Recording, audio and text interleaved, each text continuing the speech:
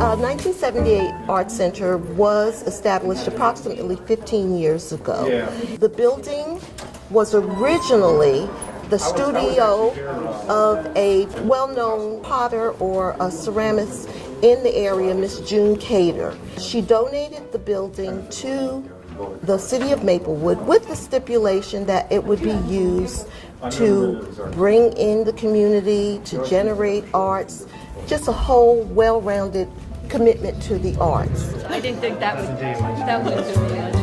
How are you? I'm Nettie Fournay Thomas. I'm the curator of this exhibit, Transformations of Earth and Fire. I'm on the board at 1978 Art Center, and this exhibit came about because of these fantastic ceramic artists that I know. This has been a wonderful exhibit, nice turnout, and a tribute to what a mastery of ceramics produces.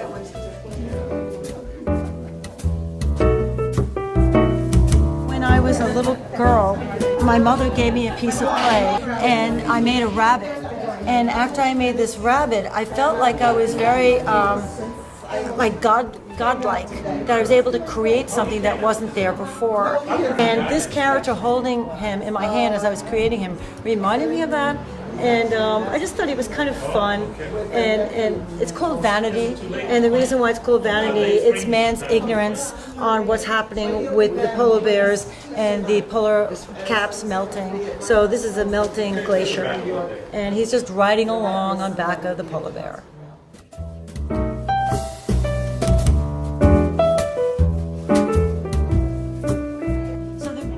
Go about making these. People think they're made out of molds, but they're not. They're one of a kind. I just basically have a sketch, and then from the sketch I mold or model with my hands. Like this particular scene, I really wanted to get into the Dutch still lifes. Yeah, I like to be detailed. That's my real love. I used to do like the Nancy Drews, and I did tour books and Troma book covers and movie posters. And they were very detail oriented, and I think that was the reason why people liked my work. First of all, when I start talking, you'll recognize immediately that you have an accent. My mother told me, don't get too serious about art. That was back in Scotland. It's great, get involved, but you'll not make a living. And she's right. So I did not get involved. I was a teacher in Scotland for 3 years. Went to Winnipeg, went to the School of Art there, became a painter, and I made the wonderful decision of taking a course in ceramics. I graduated with a degree in painting, and I went to Cranbrook Academy of Art. I had a wonderful career. For 47 years, I had young people teaching me what art could be.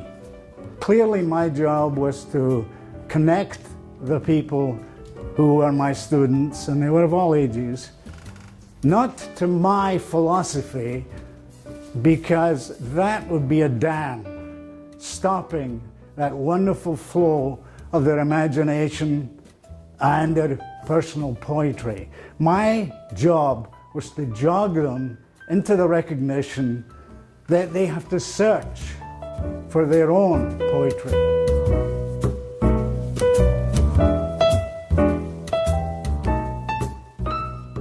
Basically, I was going to start with what I learned from engaging with this craft.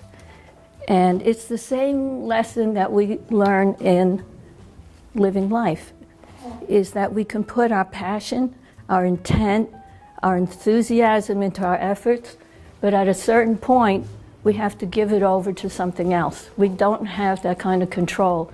And in this particular craft, it's very tricky. You give it over to the fire, and you can get, it can be lesser or more than what you expect.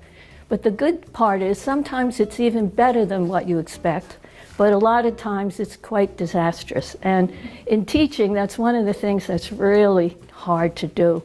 Someone has taken the class for the first time, made something they love. they glaze it, and it comes out pretty bad, you know, because you have to learn how to handle glazes, how thick, whatever.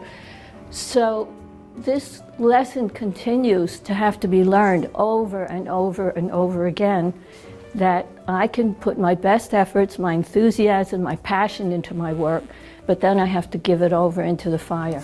My name is Barry Zawacki, and for me, my painting and my pottery are two completely separate approaches. With the pottery, I'm concerned more with form and texture, and with the painting, I'm a colorist, so I work with really bright, pure, vibrant colors on my painting. Actually, for me, the Asian aesthetic and the Southwestern aesthetic are the most important thing to me. Less is more. I don't work with a lot of detail, and since I too, as with Carol, am more or less self-taught with the ceramics, I try to allow the material to kind of dictate what the finished product is in terms of the firing process and also the glazing process. I was never really into glazing very much, so all of my pieces are more textural, and I just use the glazes as an accent to the natural qualities of the clay. Today I'm going to just do a quick demonstration as far as the potter's wheel is concerned, because I know even though I throw all the time, some of these pieces are hand built, some of them are thrown, but even though I do throw, when I watch somebody throw, it still looks like magic to me. When you work on the wheel, you're trying to form a triangle between your body and your hands. So my feet are going to be flat on the floor and my hands are going to be on the clay. So that's a triangle right there. And you have to keep that support throughout the whole process. And even when you start the throwing process, they call it throwing, but you're actually squeezing the clay between pressure points. What I'm going to do is I'll be using my fingertip on the outside, and on the inside I'll be using my fingertip with my fingers together like this. So it's going to be like a lobster claw. You're squeezing the clay between these two fingertips and you're making an indentation. Then you keep that same pressure and you just slowly come up with the clay to the top. And every time you do that, it's going to raise it up a little bit higher and it's going to make the walls taller and thinner. So, in order to stick the clay to the wheel, the wheel head has to be moist. So I'm just going to take a little bit of clay, a little bit of water and put it on there. You don't want it soaking wet though. You don't want water running off of this in different directions. And when you put it on the wheel, you just throw it down hard so it forms a suction. Now this is a large piece of clay. Normally you'd only be working with a clay about the size of a softball to make it easier to handle, especially when you're starting off. You're not going to start off with this much clay. I think I'm going to put this up here. I hope you can all see. So you're applying two pressures. Right now if I put my hands on the clay, you can see that it's turning unevenly. So you've got to get this turning perfectly evenly and centered. You apply a pressure in two different directions, and everybody has a different way of centering clay. If you look on YouTube and you just Google centering clay or type that in, there's all different hand positions and technique. Whatever works for you is the way you should do it. In order to center this clay, you apply pressure in two different directions. You push down and it just spreads the clay out, and your outside hand is actually what centers the clay. It gets it turning evenly. So the top hand just redistributes the clay.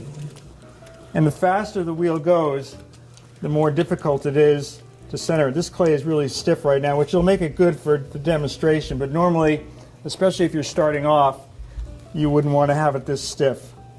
So all I'm doing is pressing down on the clay, and as I do that, I'm pushing it with my outside hand. And your outside wall has to be straight up and down when you center the clay, because you have to get your fingertips against the bottom.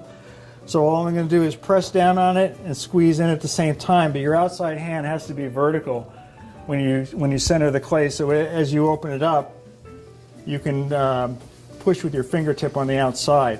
So a lot of times students will ask you, is my clay centered? And I say, I don't know. How does it, what does it feel like? So if you put your hands on the clay and your hands are stationary, then it's centered. If they're moving around a little bit, if you can feel a bump coming around, then the clay is not centered. Now what I'm going to do first is just throw off the hump, because it's just a lot faster. So all I'm going to do is bring this up into a cone again, so it's a little bit taller. And again, this clay is really stiff, so all I'm doing is just squeezing in from the side now, just to raise it up. And again, you see I'm not trying to use a lot of water when I do this, because again, it's going to make the clay softer, and if I keep the clay drier, for me it's better. especially if I'm throwing tall cylinders, because it just has a lot more strength and a lot more support. So now if I'm throwing off the hump and I'm going to make a whole series of bowls, all I'm going to do is get the top part of this centered.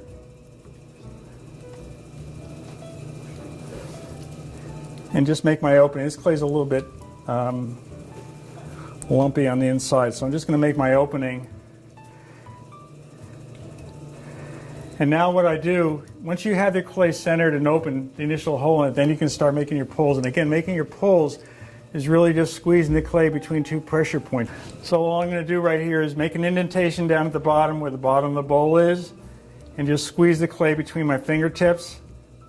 And when you do this, you have to come up slowly. You can't come up real fast. And the mistake that most people make is they squeeze really hard at the top because it's easier to get your fingers together there. So you have to keep that same pressure. So every time I squeeze in down at the bottom and get the clay trapped between my fingers and raise it up, it's going to make it a little bit taller and thinner. And if, like with this one, the top edge is a little bit uneven because that first top part was a little bit too stiff, you can take a trimming needle and you can trim off that top edge, because you can see if I hold my finger on there, one part is a little bit higher than another.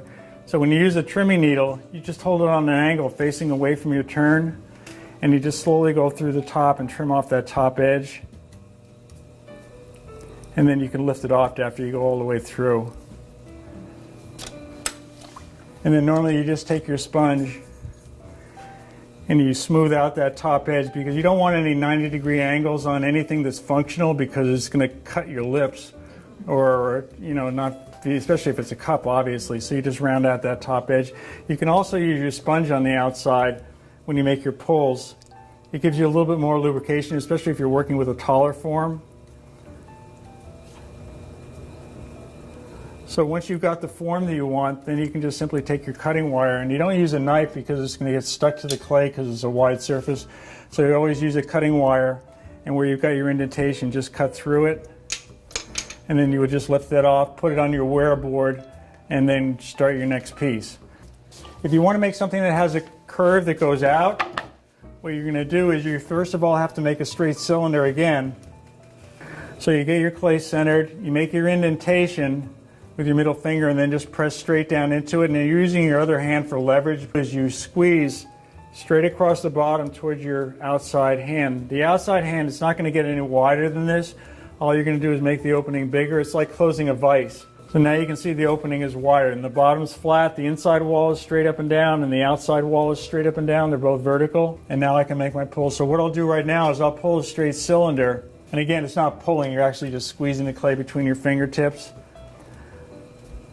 I'll just make an indentation down the bottom, and the clay naturally wants to go towards the outside. So what I try to teach the students to do, or anybody that's starting off on the wheel right from the very beginning, is just to push towards the inside and try to keep a cone shape, because it's easier to keep it centered.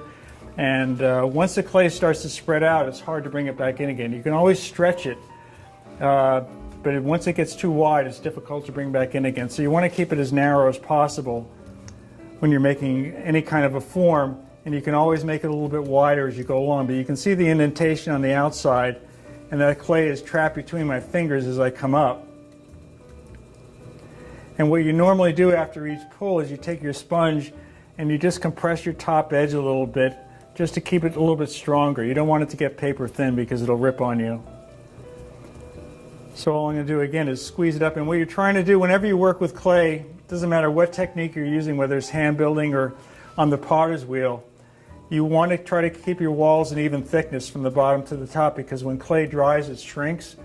And if one part's thicker than another, the thicker part's going to take longer to dry, and it tends to get cracks. So it's important that when you're doing anything in clay, that you keep the walls an even thickness as much as possible. Now to curve this out, what you do is you're going to apply more pressure with your inside finger, and your outside finger is just going to act as a guide. So all I'm going to do right now is just, as I make my pull, I'm just going to squeeze towards the outside and follow the same curve that I want my wall to take with both of my hands. So every time I do this, it's just going to curve out a little bit more. But you want to work with a gradual curve. You can't go out on a 90-degree angle because the wall's going to collapse on you. So it's just slowly pushing the clay towards the outside. And if the clay is drier like this, you can notice that I really haven't put my hands in the water yet because I'm really using just my very fingertips, and plus I have the sponge in my hand, so it just gives me a little bit more lubrication. And it allows you to move the clay a little bit more without having it collapse. And normally what you do on any kind of a bowl or a pot, you want to have, this is the body of the pot right here, and what you normally do is you put a lip and a neck on it. So the neck is the part that curves in. So all I'm going to do is push in with this outside finger towards the inside. And then the lip is the part that bends out. So you just bend that out over your outside hand. So easy, right? So all I'm going to do is just cut through this now. And I didn't go through deep enough, so it's got a hole in the bottom of it. But that gives you an idea of how that form is done. Now, as far as the texture in the clay, I wanted to learn to throw larger, taller forms, and that were not heavy, that were very lightweight. So like those forms there that have the texture and the curves in them, those are paper thin. Normally what you do is, in order to get that texture on the outside, you can dry the clay on the outside after you've got your cylinder with a blowtorch or a heat gun to dry it out even more, or you can put something called sodium silicate on the outside, just a thin layer of it, and then dry that, and it gives it kind of a skin on the outside. And as you start to stretch it, that's when you start to get the cracks. So all I'm going to do right now is just open this up and pull a straight cylinder, and I'll try to stretch it out and see what happens. You just have to get used to keeping your hands in the right position as you do this and still maintain everything supported. So now I've got to separate my hands. I've got to put my other hand down on the inside. I'm still pressing in down at the bottom, and I'm still moving the clay up towards the top. And again, every time you do this, it's going to make the walls a little bit taller and a little bit thinner. And when you get to the top and you can put your left thumb onto your right hand, you should always do it.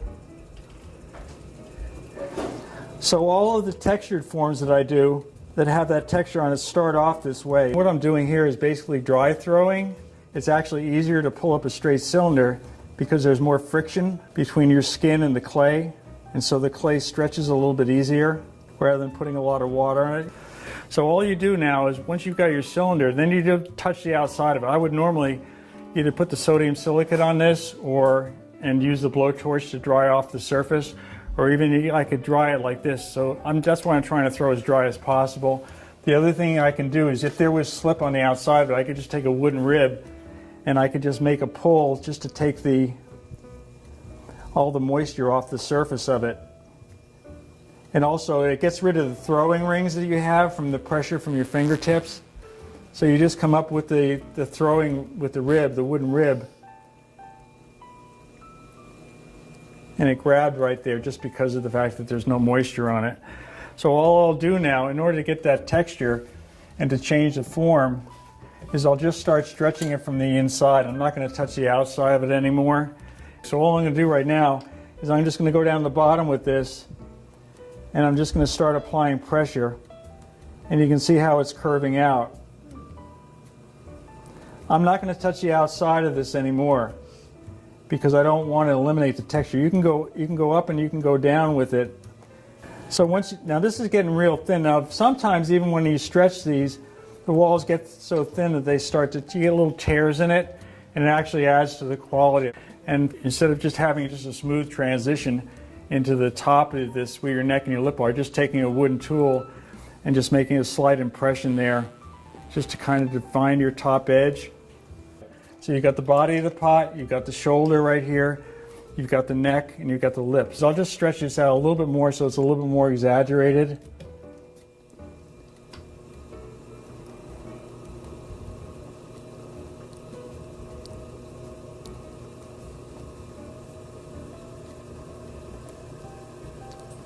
And you know it's getting thin when you can see the tool kind of pushing through the clay. So what you can do now is you can just take this wooden tool, and as it's turning,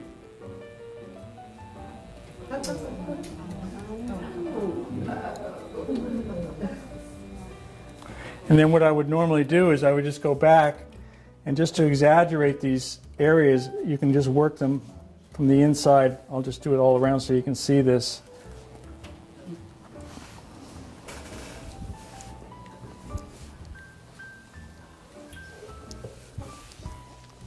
And it just changes the form a little bit, gives it a little bit more movement.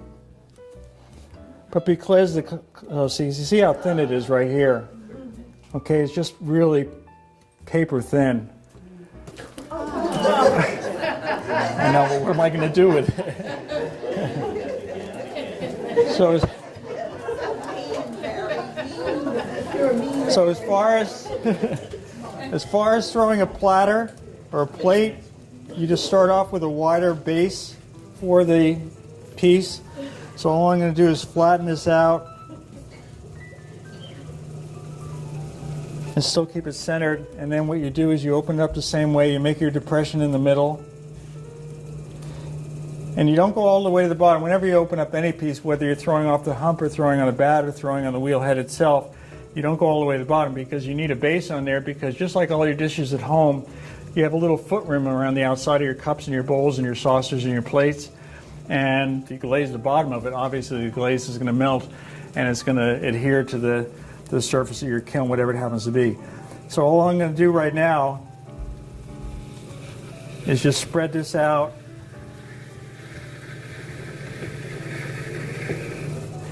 And the one thing you have to do whenever you do a plate or a bowl is you always have to compress the bottom of this with a sponge to prevent that S-crack from getting in there. Because again, when it starts to dry and it starts to shrink, you're going to get the clay is going to move around. And if you don't have this bottom part compressed, it's going to get a crack in it more than likely. So now that I've got that, now that's the width of the plate. All I'm going to do is pull up this wall. Again, it's just the pressure points when you do it. You're squeezing the clay between your fingers, your fingertips. You raise it up. And again, just ease up on your pressure as you get towards the top.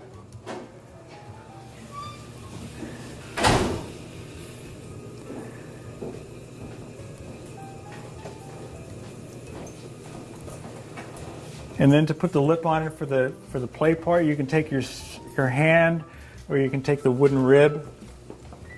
And all you're going to do is just determine where you want the lip to be. And you're just going to bend that towards the outside.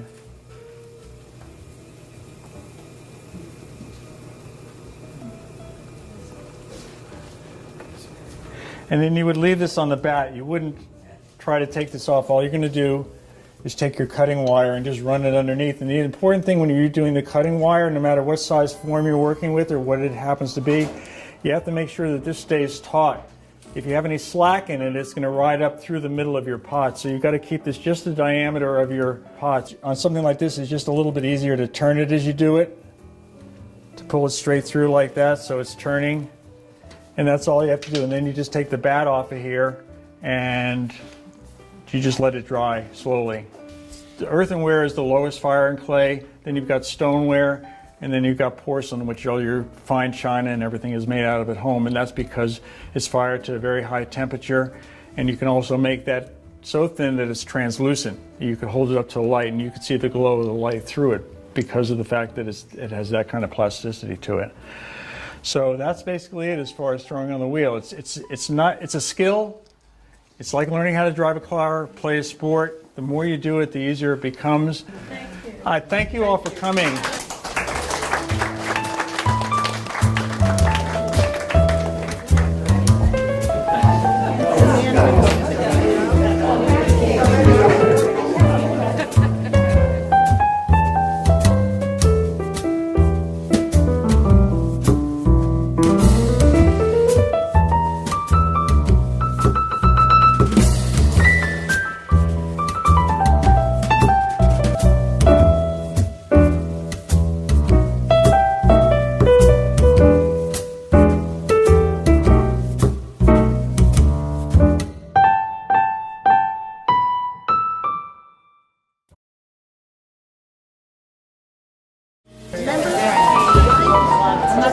Okay. It's a